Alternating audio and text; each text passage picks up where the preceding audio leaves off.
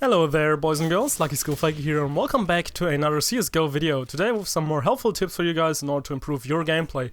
Today I will be talking about saccadic eye movements. I will explain what it is, I will also explain why you might be missing enemies or other useful intel or information that you could otherwise be using in order to win a gunfight or something else like this.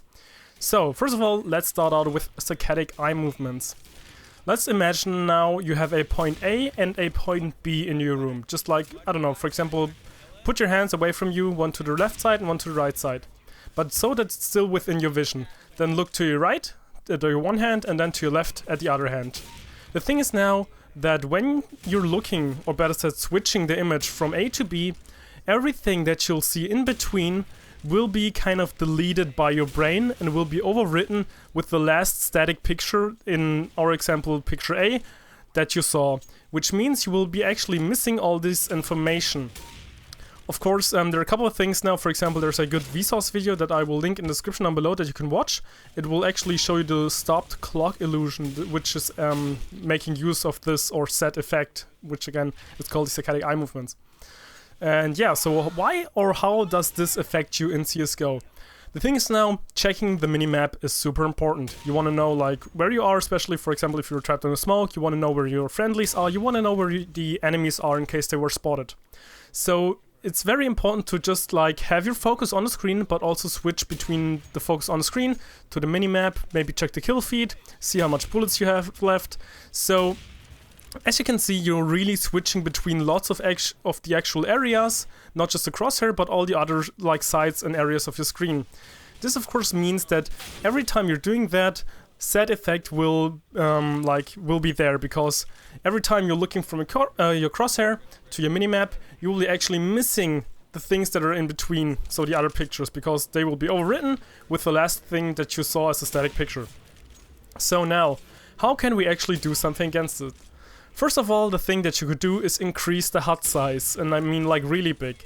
Lots of people don't really like notice, or maybe not really are aware of this, but when you're playing on a low resolution, and especially when you're playing stretched, everything gets bigger, like and taller, and not taller, but maybe more chubby. You get what I mean. So it's easier to look at, because another thing is that the smaller something is, the more you have to focus.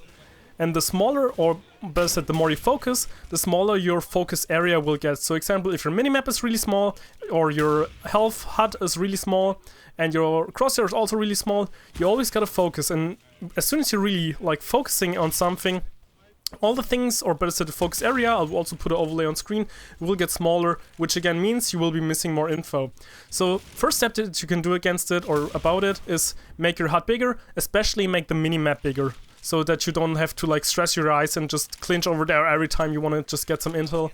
Another thing that actually is really helpful is when you're moving in the HUD. So for example, if you would be playing 4x3, because like that, again, you're still able to see everything that's going on to the left and the right side of your screen, but you don't have to move your eyes as far. And it's since everything is bigger and closer to your actual area or focus area in the middle of the monitor, you don't have to like focus as much in order to get the view.